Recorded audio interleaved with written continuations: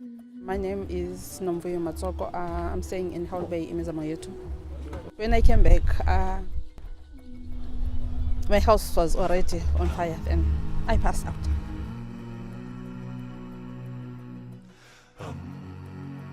As a domestic worker, I'm not earning much money, so I couldn't have built my house. Yeah, I'm starting to build now. It was overwhelming because I just swipe and swipe. So it was a good feeling. Yeah. It changed my life a lot and it helped me a lot, and I don't think I can back down now because this place we are staying, it's not safe.